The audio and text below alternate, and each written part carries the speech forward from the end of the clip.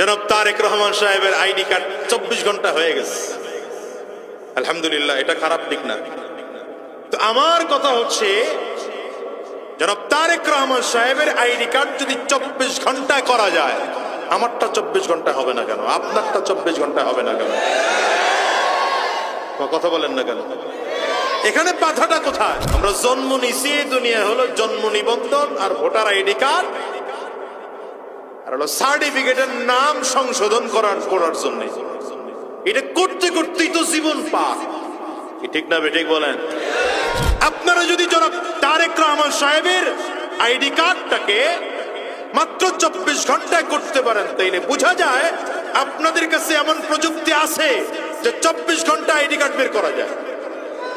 আপনি সাধারণ মানুষকে সার্ভিসটা দিচ্ছেন না কেন? সুদ খাওয়ার জন্য, ঘুষের ব্যবসা করার জন্য।